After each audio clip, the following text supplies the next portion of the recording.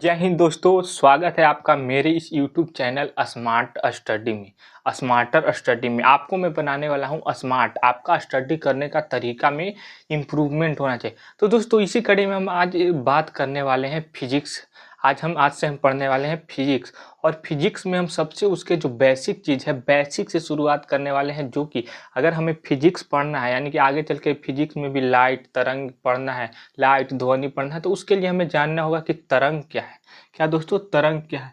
तो तरंग, प्रकाश, ध्वनि। सबसे पहले हम स्टार्ट करने वाले हैं तरंग, प्रकाश, ध्वनि। तो सबसे पहले हम समझेंगे कि तरंग, जैसे कि प्रकाश एक विद्युत चुंबकीय तरंग है, इलेक्ट्रोमैग्नेटिक वेव है, वैसे ही ध्वनि एक यांत्रिक तरंग है। तो हम सबसे पहले तरंग को समझेंगे, इसके बाद हम क्या समझेंगे, तो प्रकाश और ध्वनि को। तो दोस्तों हम सबसे पहले हम बात करते हैं कि तरंग क्या है। तरंग क्या है?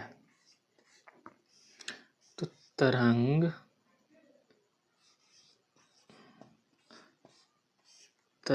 ऊर्जा का स्थानांतरण है। तरंग क्या है दोस्तों? तो तरंग ऊर्जा का स्थानांतरण होता है। ऊर्जा का स्थानांतरण होता है। अब ऊर्जा का स्थानांतरण कैसे होता है तरंग में? ऊर्जा का स्थानांतरण कैसे होता है? तो दोस्तों तरंग ऐसे ऐसे ऐसे ऐसे चलते हैं, फिर ऐसे ऐसे ऐसे भी तरंग चलता है।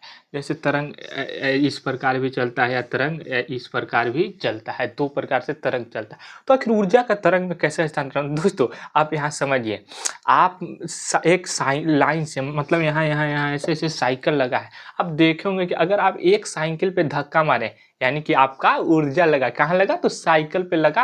यानी कि आप एक साइकिल को धक्का मारे, तो जो उसमें साइकिल टच करते गया, ढम ढम ढम ढम सब गिर गया।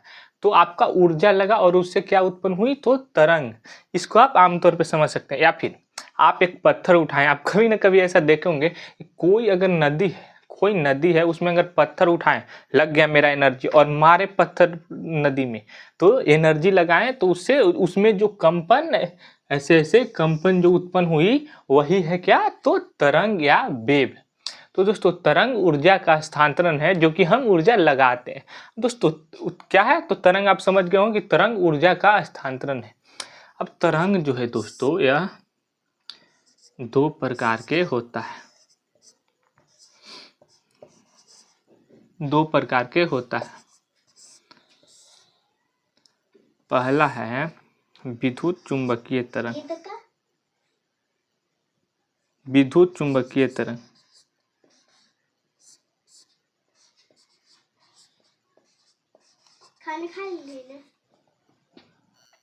तो मित्रों पहला है कौन? तो विद्युत चुंबकीय तरंग। विद्युत चुंबकीय तरंग, जिसको हम इंग्लिश में क्या बोलते हैं? तो ईएमवी या इलेक्ट्रोमैग्नेटिक वेव। Electromagnetic wave. तो दोस्तों अभी हम बात करेंगे तरंग दो प्रकार के होते हैं। पहला विद्युत चुंबकीय तरंग। कौन? पहला एक तरफ विद्युत चुंबकीय तरंग, एक तरफ यांत्रिक तरंग। एक तरफ यांत्रिक तरंग। यांत्रिक तरंग। अब दोस्तों हम सबसे पहले बोले कि तरंग ऊर्जा का स्थानांतरण है। ऊर्जा कैसे स्थानांतरण हुए? पत्थर फेंके मारे और ऊर्जा ऐसे ऐसे हुई, वही तरंग है। तरंग के बारे में बात करते हैं तो दोस्तों विद्युत चुंबकीय तरंग और यांत्रिक तरंग। तो दोस्तों हम यांत्रिक तरंग को डिटेल्स में देखेंगे आगे। अभी देखते हैं सबसे पहले हम पहला, जिसका नाम है विद्युत चुंबकीय तरंग, यानी कि इलेक्ट्रोमैग्नेटिक वेव। तो पहला हम बात करने वाले हैं इलेक्ट्रोमैग्नेटिक वेव के बारे में। इलेक्ट्रोमैग्नेटिक वेव के बारे में अब बात करें तो पहला क्या है दोस्तों? तो इलेक्ट्रोमैग्नेटिक वेव या विद्युत चुंबकीय तरंग। विद्युत चुंबकीय तरंग।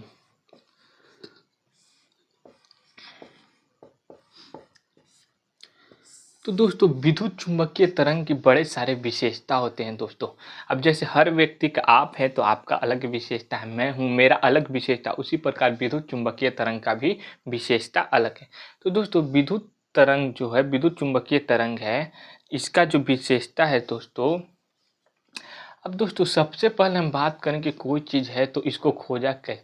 मान लीजिए कि ऊर्जा है तो ऊर्जा खोजा किसने, ऊर्जा तो था ही लेकिन उसके बारे में बताया किसने। तो उसी प्रकार विद्युत चुंबकीय तरंग का जो इसका नाम है विद्युत चुंबकीय तरंग, इसका नाम मैक्सवेल ने दिया। किसने दोस्तों, तो मैक्सवेल ने दिया। मैक्सवेल ने दिया। अब दोस्तों मानिए कोई एक शिष्य है और कोई एक टीचर है, तो शिष्य उस शिष्य को उस टीचर ने नाम दे दिया, मान लीजिए कि फलाना कुमार। नाम देने से तो नहीं होगा ना, उसको आप किस प्रकार ढालते हैं कि वो आगे चल के एक सक्सेसफुल इंसान बने। तो उसी प्रकार अगर बात करें विद्युत चुंबकीय तरंग का नाम तो मैक्सवेल ने दे दिया, लेकिन अगर बात करें सबसे पहले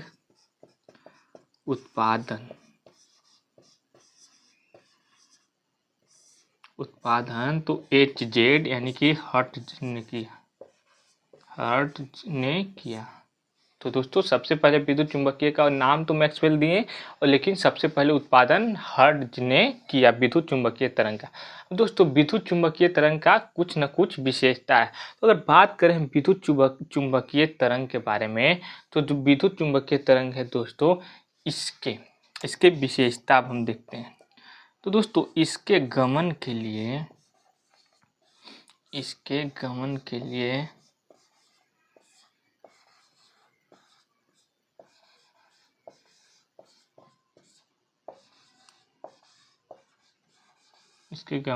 किसी माध्यम की आवश्यकता नहीं पड़ती।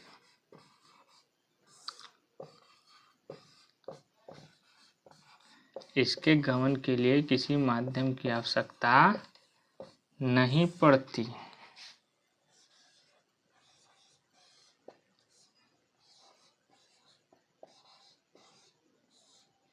दोस्तों विद्युत चुंबकीय तरंग के गमन के लिए आवश्यकता किसी माध्यम की नहीं पड़ती, मतलब क्या है। तो मतलब देखिए दोस्तों, यांत्रिक तरंग है उसको गमन के लिए कोई ना कोई माध्यम की जरूरत पड़ती है। माध्यम क्या है दोस्तों, देखिए दोस्तों, जो प्रकाश है, जो हमारे ऊपर से सूर्य से लाइट आ रहा है, वो एक विद्युत चुंबकीय तरंग है। अब दोस्तों उसको आने के लिए किसी माध्यम की आवश्यकता नहीं है। अब दोस्तों उसी प्रकार आप देखते होंगे कि कहीं भोज है तो किसी को तो इनविटेशन मिलता है वो आने के लिए, लेकिन किसी को कोई माध्यम की आवश्यकता नहीं होती, इनविटेशन जाए अथवा नहीं जाए, जो खदक्कड़ है वो आ ही जाएंगे। तो उसी प्रकार दोस्तों इसको किसी माध्यम की आवश्यकता नहीं पड़ती। अब देखिए दोस्तों, प्रकाश है, ऊपर से प्रकाश जो सूर्य का आ रहा है या फिर ऊष्मा भी आ रहा है, तो वह कई माध्यम से होकर गुजर रहा है। अंतरिक्ष में वह बादल, अब धरती के ही दोस्तों कई मंडल, क्षोभ मंडल, समताप मंडल, आयन मंडल, कई सारे माध्यमों से वो होकर गुजर रहा है। तो अगर उसे किसी माध्यम की आवश्यकता पड़ती तो वह गमन नहीं करता, वह निर्वात में भी गमन कर रहा है, क्योंकि अंतरिक्ष में तो दोस्तों निर्वात है। तो हम कह सकते हैं कि विद्युत चुंबकीय तरंग के गमन के लिए किसी माध्यम की आवश्यकता नहीं होती। अब दोस्तों अगर अब गमन के लिए माध्यम की आवश्यकता नहीं होती, इसलिए तो अंतरिक्ष से हम सैटेलाइट भेजते हैं और दूर संचार करते हैं दोस्तों, जिससे तो बात हो पाती है। नहीं तो अब फोन से क्या निकल रहा है कौन जान रहा है, अगर कोई माध्यम ऐसा तो नहीं कि वायर लगा है उससे। हाँ तो दोस्तों सबसे पहले बात करें तो विद्युत चुंबकीय तरंग है दोस्तों, तो इसके गमन के लिए किसी माध्यम की आवश्यकता नहीं होती। अगर दूसरा बात करें हम, तो इसका वेग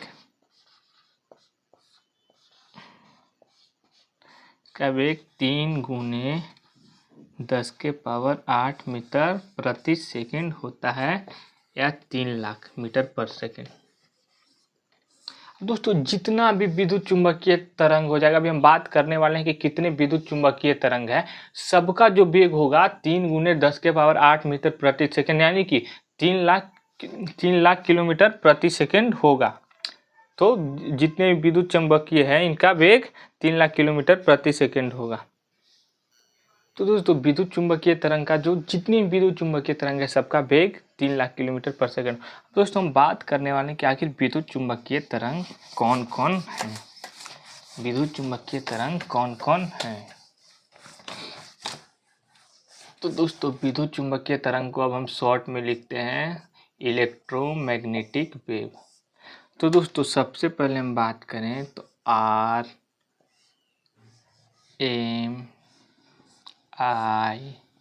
वी यू एक्स वाई।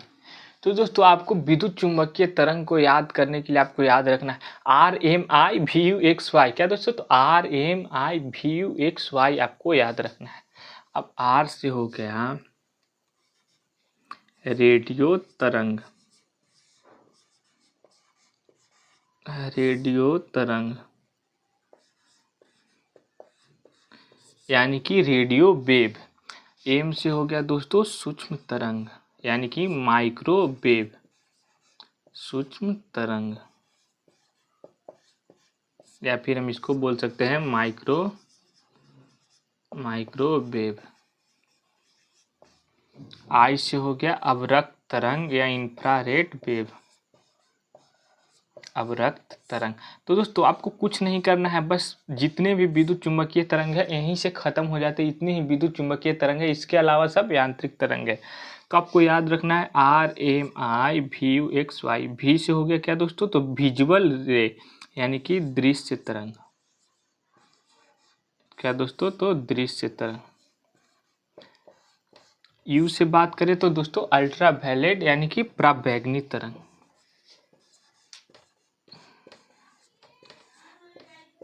पराबैंगनी तरंग। और एक्स रे के बारे में तो आप सुने ही होंगे दोस्तों, एक्स तरंग और या गामा तरंग, गामा तरंग। तो दोस्तों जितने भी विद्युत चुंबकीय तरंग है यही है R M I V U X Y, आपको याद रखना है, यही विद्युत चुंबकीय तरंग है, इसके अलावा कोई भी विद्युत चुंबकीय तरंग नहीं है। अब दोस्तों अगर हम बात करें कि यह विद्युत चुंबकीय तरंग है, तो दोस्तों विद्युत चुंबकीय तरंग है, देखिए दोस्तों यह एक विद्युतीय चुंबकीय तरंग है। तो दोस्तों यह जो डेग ऐसे ऐसे करके जो डेग चल रहा है दोस्तों, यही तरंग है। तो इसके बीच के दूरी को दोस्तों, इसके बीच की दूरी को तरंग दैर्ध्य कहते हैं, तरंग दैर्ध्य, तरंग दैर्ध्य, या इसको हम बोलते हैं वेवलेंथ, वेवलेंथ, लेंथ। अब दोस्तों आप सुनिए इसको, अब बस कुछ याद नहीं करना। वेव मतलब तरंग, तरंग की ही लंबाई को वेवलेंथ यानी तरंग दैर्घ्य कहते हैं और इसको लैम्डा से सूचित करते हैं दोस्तों, तरंग दैर्घ्य को लैम्डा से सूचित करते हैं। अब बात करें तो तरंग दैर्घ्य के बारे में, तो तरंग दैर्घ्य क्या है दोस्तों? तो तरंग जो ऐसे ऐसे तरंग चल रहा है, इसके बीच के गैप के जो दूरी है उसको ही इसको तरंग दैर्घ्य कहते हैं। अब तरंग दैर्ध्य की बात करें दोस्तों, तो तरंग दैर्ध्य की बात करें हम तो वाई गामा तरंग से रेडियो वेव के तरफ जाने पर तरंग दैर्ध्य का मान बढ़ता है, मतलब इंक्रीज करता है, इसका मान तरंग दैर्ध्य का मान बढ़ता है।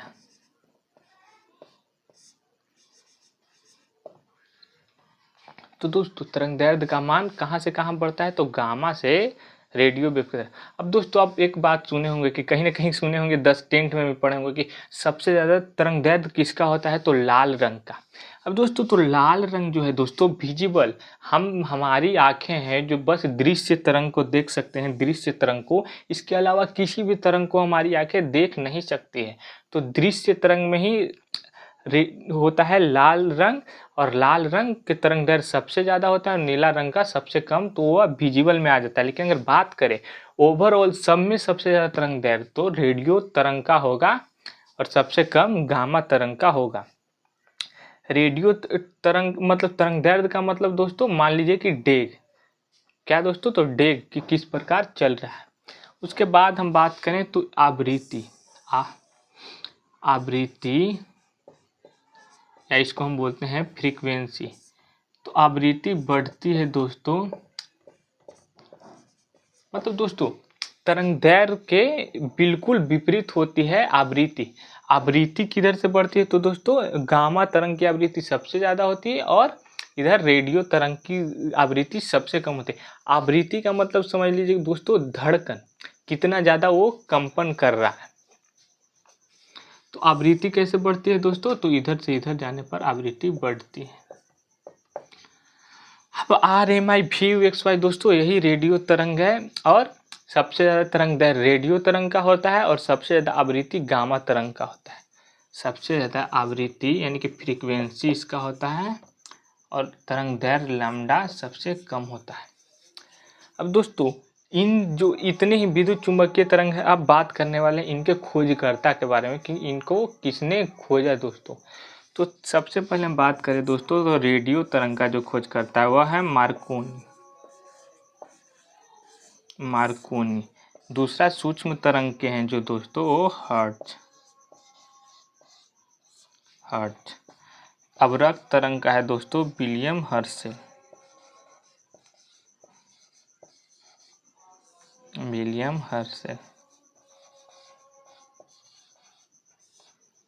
दृश्य तरंग के दोस्तों न्यूटन। पराबैंगनी तरंग का रिटर। एक्स तरंग का रूंटगेन, या इसको उनको रूंटजान भी बोलते हैं, रूंटगेन। और गामा के दोस्तों विलियम हर्शेल।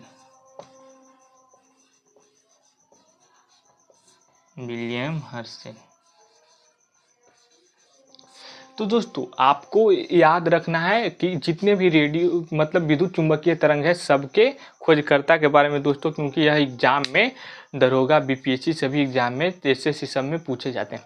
तो दोस्तों आपको हम रिलेटेड स्टडी करने के लिए हमेशा बोलते हैं, आपको हम रिलेट करके याद कराना सिखाने वाले हैं।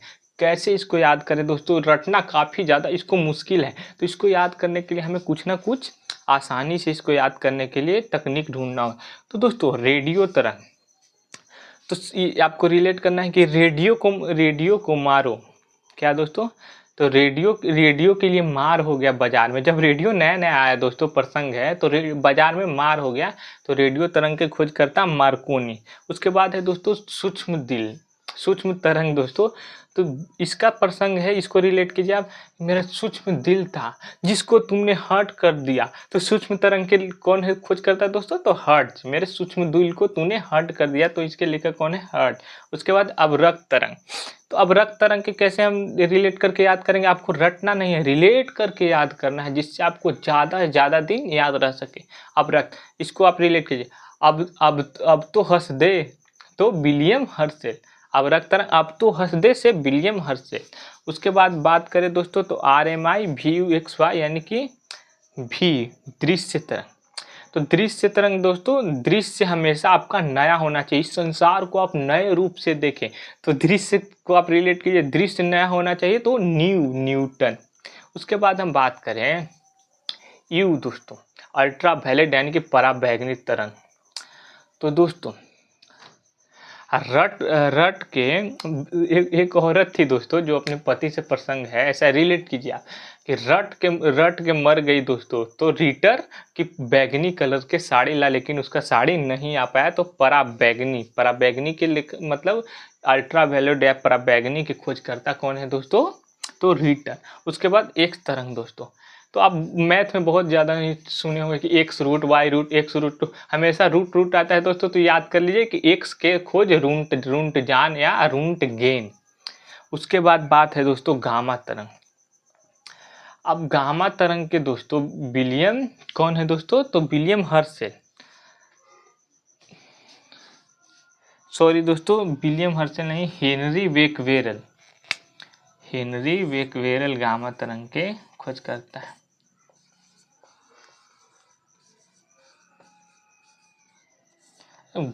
गामा तरंग आपको रिलेट कीजिए, बक हेनरी बेक्वेरेल आप याद रखें। अब दोस्तों हम देख लिए इतने ही विद्युत चुंबकीय तरंग आपको याद रखना है, RMI VUXY। अब बात करने वाले हैं इन विद्युत चुंबकीय तरंगों का उपयोग के बारे में। क्या दोस्तों, तो इनका उपयोग कहाँ कहाँ होता है, विद्युत चुंबकीय तरंगों का उपयोग कहाँ होता है। तो दोस्तों इसी प्रकार हम नीचे इसी बेस में लिख लेते हैं, उम्मीद करते हैं आप लिख लिए होंगे, नहीं तो लिख लीजिएगा। अब बात करते हैं रेडियो तरंग का उपयोग। तो दोस्तों इसका जो उपयोग है बेतार संचार में,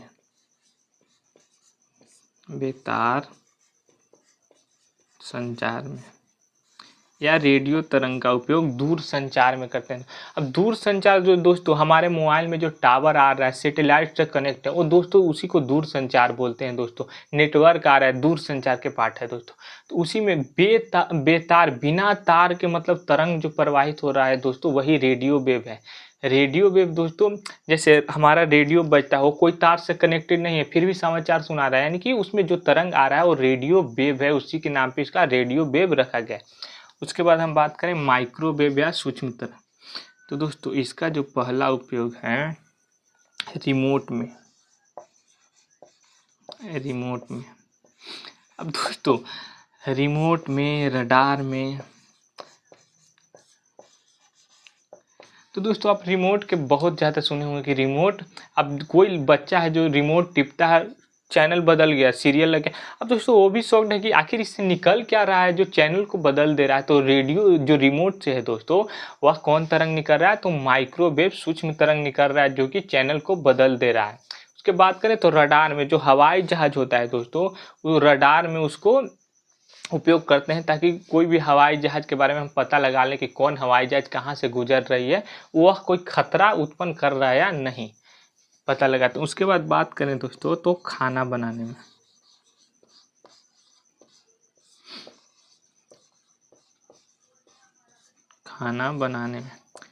तो दोस्तों आज जितने भी खाना बन रहे हैं, माइक्रो ओवन जो चूल्हा के बारे में हम सुने होंगे, जिसमें बर्तन में रखिए खाना और निकल जाएगा तैयार होके, तो माइक्रोवेव उसमें जाकर उसको खाना बनाता है दोस्तों। तो माइक्रोवेव यानी कि माइक्रोवेव में किसका, तो माइक्रो ओवन इंडक्शन इस सब में उपयोग किया जाता है खाना बनाने में, किसका, तो माइक्रोवेव का, आप इसको याद रखिएगा। उसके बाद बात करें तो मोबाइल में,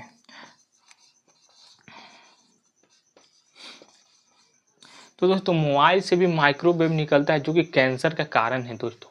अब मोबाइल से आप बच के रहिए, बहुत तक क्या तर लेके मोबाइल सुत लिए, अब उसको आप दूर रखा कीजिए, आप कान में लगाकर मत बतियाइए, क्योंकि माइक्रोवेव उससे निकलता है जो कि हमारे लिए हमारे प्रोटीन लेयर को जमा देता है, जिससे हमें खतरा हो सकता है। तो इन सब चीज़ों में इसका उपयोग किया जाता है। उसके बाद बात करें दोस्तों अवरक्त तरंग के, तो रात्रि दृश्यता कैमरे में, रात्रि दृश्यता कैमरे में,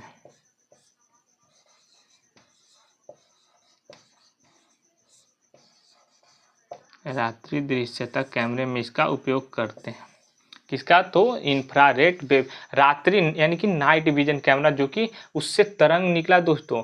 अब आप तो सोच रहे होंगे यहाँ अंधेरा में कुछ भी करे कोई देखेगा, लेकिन उससे ऐसा तरंग निकलेगा जो आपको देख लेगा और आपका रिकॉर्ड दे सकता है दोस्तों। तो रात्रि विजन में उपयोग करते हैं। इसके बाद दोस्तों विजुअल में, तो इसका उपयोग प्रकाशीय यंत्र में करते हैं, जैसे लाइट बल्ब, हमारे फ़ोन का फ्लैश हो गया दोस्तों, ललटेन हो गया, प्रकाशीय यंत्र में। उसके बाद बात करें अल्ट्रावायलेट का, यानी कि पराबैंगनी तरंग का, तो इसका उपयोग है जो दोस्तों वह खाद्य पदार्थ के संरक्षण में करते हैं, खाद्य पदार्थ के संरक्षण में करते हैं।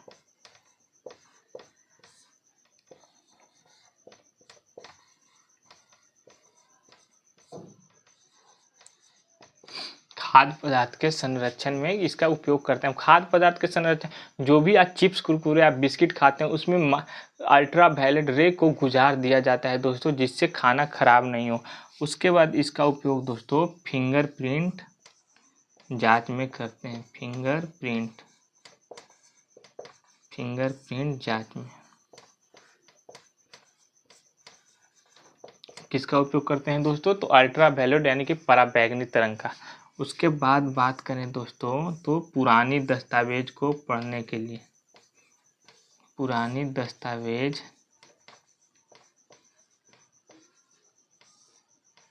अध्ययन, पुरानी दस्तावेज के अध्ययन के लिए इसका उपयोग करते हैं दोस्तों। तो आप इसको याद रखिएगा कि पहला खाद्य पदार्थ के संरक्षण में, दूसरा पुरानी दस्तावेज को पढ़ने के लिए, और फिंगरप्रिंट के जांच में। दोस्तों एक तरंग का जो उपयोग है दोस्तों, इसका कहाँ उपयोग करते हैं, तो चिकित्सा के, यानी कि चिकित्सा के क्षेत्र में, चिकित्सा के क्षेत्र में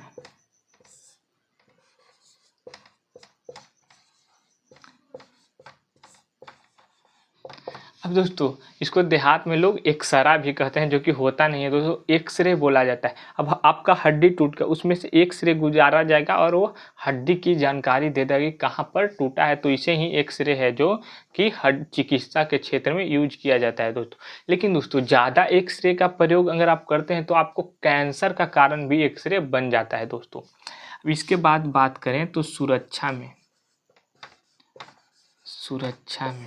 अब दोस्तों आप देखते होंगे जो दोस्तों एयरपोर्ट पे जो चेक होता है उससे तरंगे, आप किसी मॉल में जाते हैं तो उससे एक्सरे निकलता है जो कि आपके शरीर का पूरा जांच कर लेता है दोस्तों, कि आप चाकू नहीं ले लें, आप बंदूक नहीं लिए हैं, तो उसका जांच करता है दोस्तों। बाकी गामा तरंग जो दोस्तों है इसका उपयोग कैंसर के उपचार में करते हैं, कैंसर के उपचार में।